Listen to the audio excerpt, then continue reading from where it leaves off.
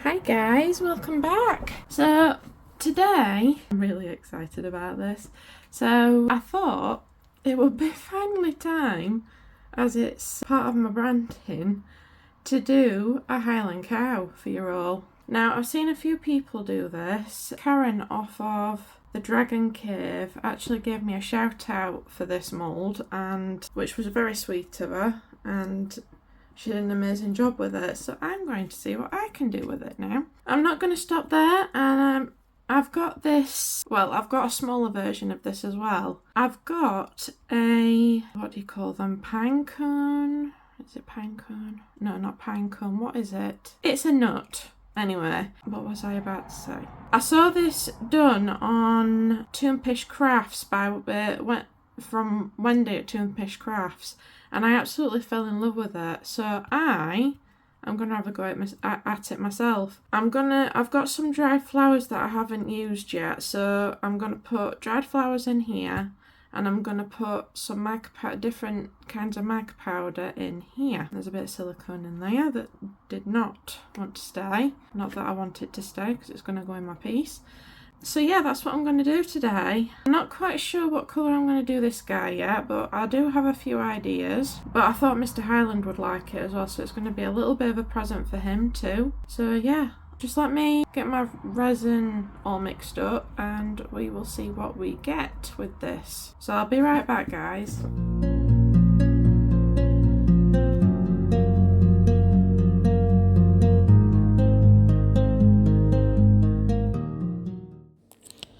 So here I have got 250 millilitres of Apex all-purpose resin.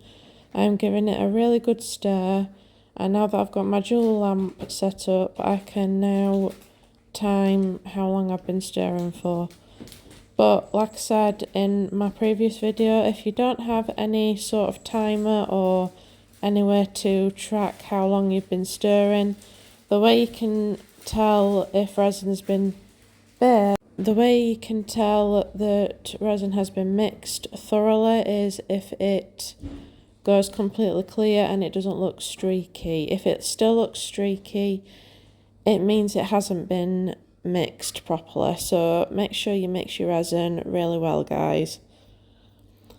So with this project, I decided to try and do so the iconic Highland cow colours are mainly like an auburn colour or an orangey, bronzy colour. But you can also get Highland cows that are black, that are blonde, and all those colours. So I decided on this one that I was going to try and make a blonde sort of cow. So I got my gold from Let's Resin, it's a mica powder, and stirred that up, and I also made some white with a hint of glitter in it. And when you're mixing mica powder, guys, you need to make sure that it's mixed really, really, really well, otherwise you'll have clumps coming to the surface, and it honestly will ruin your piece. The one way of making sure that the mica powder doesn't do what it just did there is putting your mica powder in first and then your resin on top of it. So now that all my resin's stirred really, really well, I am just going to layer them in the Highland cow mould. I did forget to spritz it with alcohol at first, but I did that just then. And now I'm just layering the two colours on top of each other. I did overfill it just slightly, and I was a bit worried about that tail because it had a huge bubble in it. But at the end of the day, I can fill that tail up with UV resin later if it does have a bubble in it, which it did. So I'm just cleaning up that area there, and I am now moving on to the nut. I still can't remember what this nut's called, but it might be called chestnut, but I'm not sure. Either way, I put clear resin into the bottom of the nut and put some really pretty blue and purple flowers in there. Now a little bit of the white mixed powder that, white mixed resin that I had on earlier on my stirring stick did get into there, but it made a really cool effect, and I was not unhappy with it at all. Here I am using one's a Let's Resin colour called Plum. It's a chameleon powder, and the other one is a I don't know whether it's a iridescent, is it? Powder or a rainbow. I can't remember what they're called now. My mind has slipped me. But black brings both these colours out anyway, and it did a really good job. So I just mixed some black resin up, and before that I brushed those colours on, and the black brings those colours out in the end, and it does look amazing when it's demoulded. I'm just putting the rest of the resin into that spare mould, and then after that I just left it. I did have to push the flowers down a few times, but they did stay to the bottom, so that's brilliant. Right guys, I'll let you watch the rest of the process, and I'll see you for demould.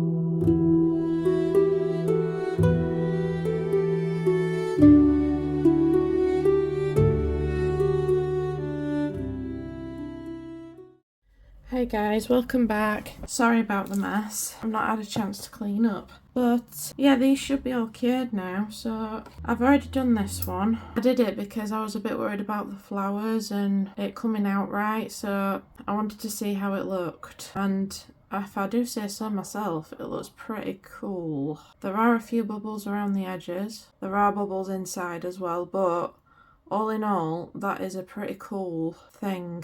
I think next time I might put some more flowers in. It's a bit minimal, but it came out beautifully, apart from the bubbles. But you know what? I don't mind them. I really don't mind them. I do mind them in the top of the acorn, but all in all, it's really pretty. Or I think it is anyway. So there's that, and then let's see how this Highland cow turned out. Now, I think this one is going to have a lot of bubbles in it, and I think it might be missing a tail, but we'll see. Yeah, as I suspected, it's missing a bit of a tail, but you won't notice. Nearly got it. Well, the marbling's definitely worked. Look at that. I was wondering for a little while whether I did the right colours, because I was trying to make like a sandy Highland cow, and it worked pretty well. The marbling's in there, and it's very subtle, which is what I wanted. It's turned out really cool. I love it. It does need trimming on the bottom, and I do want to do something to the horns, and even give it some some beady black eyes, and do something to the nose as well. But it is beautiful. I love it. I love the way it looks and how it turned out. It's wonderful. So I'm going to do some work on this. Like I said, I'm going to give the horns a bit of a spruce up and colour in the eyes, colour in the nostrils. I might even give it some highlights of gold, but I'm not entirely sure yet. And then with this one, I'm just going to stick it to the top of the acorn. I would make it into something like a keychain or something, but I don't have my Mr. Highland's Dremel yet. We are still sorting stuff out in terms of the tool department and everything, so yeah, just bear with me on that. I will be showing that again soon, but not today, unfortunately. But yeah, I will get these things done, and I might even put a bit of silver on the tip there because I think that would look really nice. So I will put you on a little fast forward for this, but that's basically what I'm doing. It's nothing much. I'm not doing much to these because I think they look beautiful the way they are, but they just need a bit of something, you know. But yeah, they've both turned out really nice and I'm really happy with them. Absolutely over the moon. So if you just give me a few minutes, we'll start the time lapse and we'll get this sorted.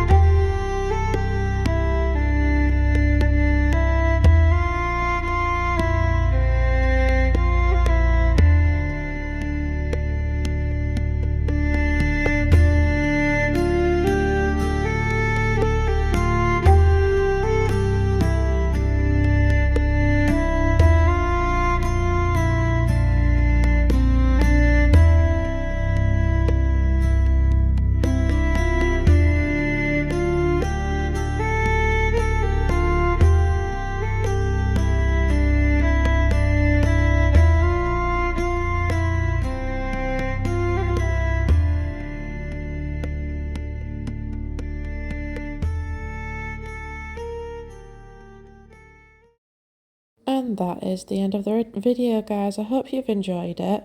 I certainly have enjoyed making these. If you haven't subscribed yet, then please consider doing so. It is only a click of the button and it is free. Any viewers, subscribers and new subscribers, I really appreciate your support. And I will see you guys on Wednesday. I'm not sure what we're going to be doing on Wednesday yet, but I think it's going to be fun. I'll see you next time, guys. Bye.